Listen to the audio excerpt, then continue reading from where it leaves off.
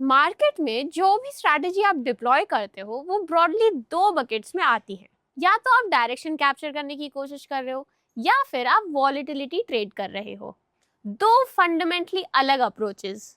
Direction trading में आप predict करते हो कि मार्केट ऊपर जाएगा या नीचे, और वॉलेटिलिटी ट्रेडिंग में आप प्रिडिक्ट करते हो कि मार्केट कितना मूव करेगा।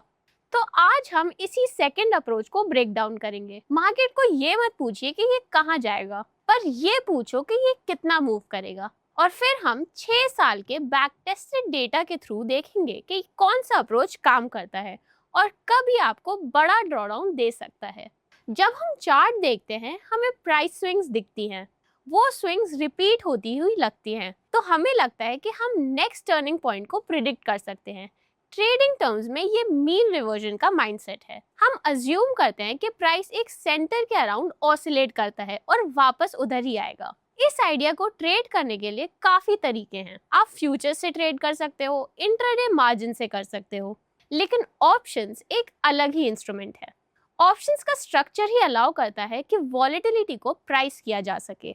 ऑप्शन प्रीमियम रिफ्लेक्ट करता है मार्केट का एक्सपेक्टेशन, फ्यूचर मूवमेंट का। जब आप ऑप्शन को सेल कर रहे हो तो आप एसेंशियली कह रहे हो कि एक्चुअल मूव जो प्राइस है मार्केट उससे कम मूव होगा।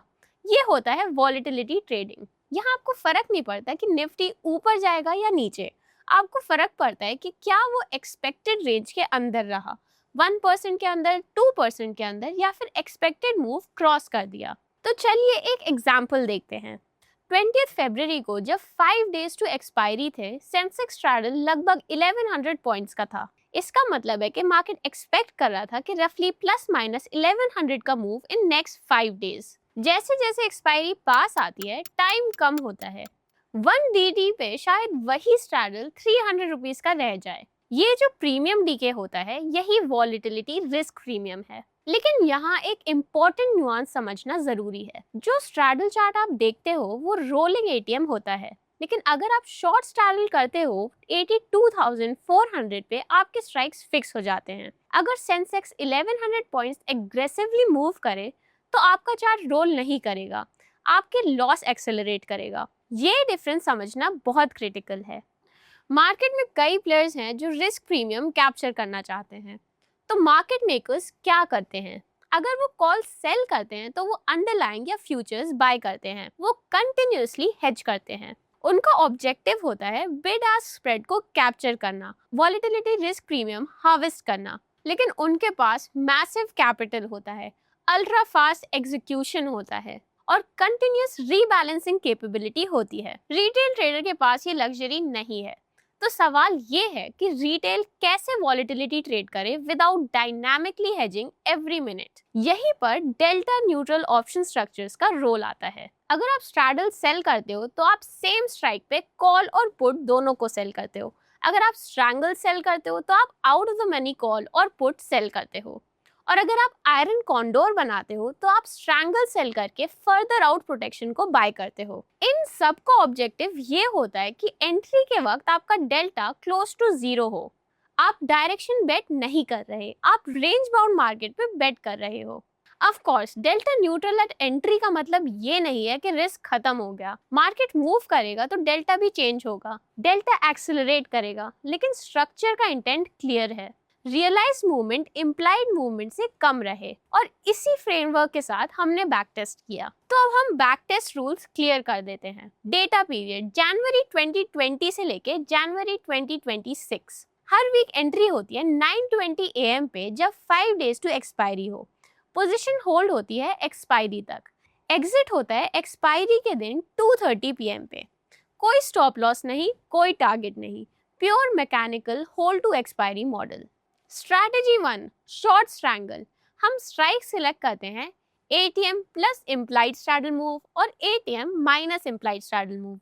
सिंप्लीफाइड स्टैटिस्टिकल असम्पशन के हिसाब से रफली 66% टाइम मार्केट इस रेंज के अंदर रहता है। तो ये एक प्रोबेबिलिटी प्ले है। अब बात करते हैं इसके एग्जाम्पल की। निफ्टी है 25,000 पे, स्ट्रैडल 300, रेंज प्लस माइनस 300। तो सेल 25,300 का कॉल एंड सेल 24,700 का put.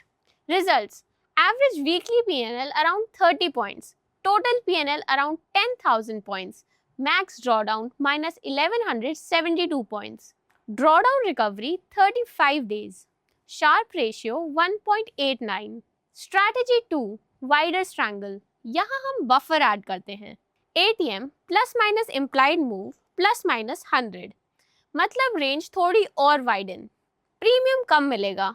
Results: weekly average PNL around 26 points, total PNL 8,500 points, maximum drawdown minus 1,102 points, time in drawdown around 167 days, sharp ratio 1.91, peak drawdown start February 28, 2020, recovery August 13, 2020, strategy 3 iron condor, same wider strike sell करते हैं और 100 points further protection bye करते हैं। अब risk defined है, maximum loss capped है। Results: average weekly PNL 5 points, total PNL 1800 points, maximum drawdown minus 1712 points, time in drawdown 215 days, Sharpe ratio 1.77। ये data है निफ्टी के लिए। एक लॉट निफ्टी स्ट्रैंगल 3 लाख में कर सकते हैं, लेकिन नोशनल एक्सपोजर 3x के अंदर रखने के लिए आइडियल है कि 1 लॉट स्ट्रैंगल पर 5 लाख कैपिटल। स्ट्रैंगल 1 के 317 वीक्स में से 70 लूजिंग वीक्स थे, स्ट्रैंगल 2 के 316 वीक्स में से 47 लूजिंग वीक्स थे, आयरन कॉन्डोर के 318 वीक्स में से 63 लूजिंग वीक्स थे।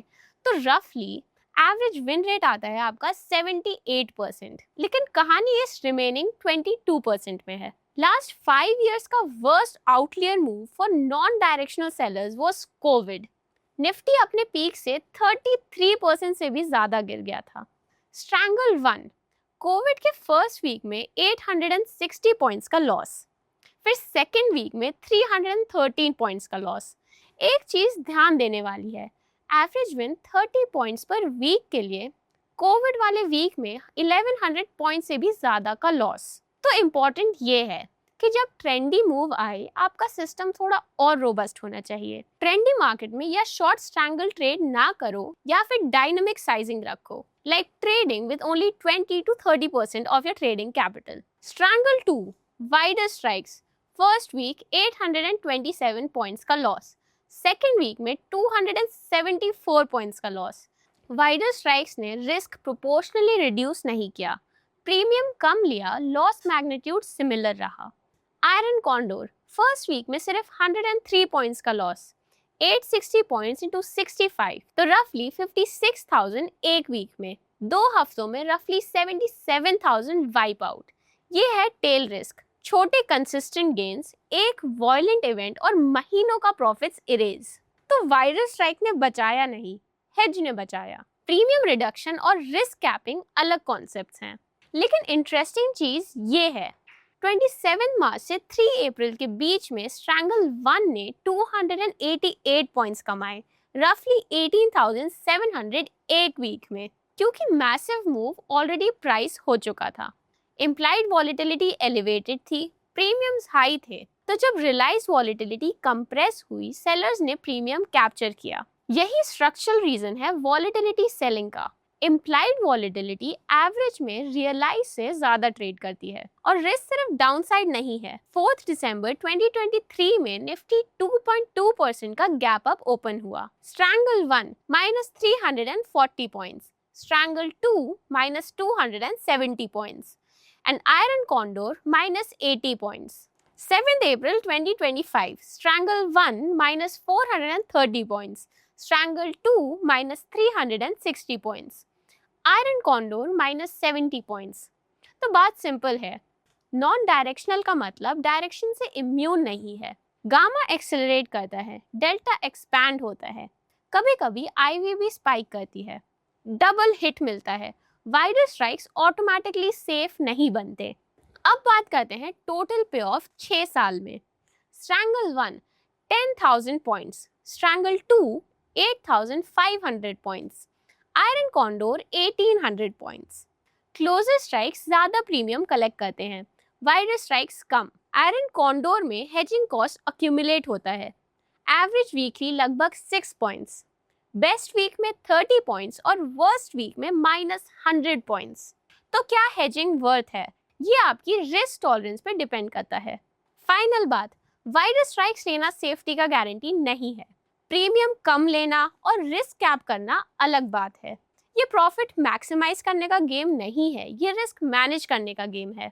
हायर रिस्क और हायर रिवॉर्ड तभी मीनिंगफुल है जब आप समझते हो रिस्क को और सरवाइव करते हो। वॉलेटिलिटी ट्रेडिंग में एज डायरेक्शन से नहीं आता है, सर्वाइवल से आता है। अगर आपको ये वीडियो पसंद आया तो like and subscribe for more.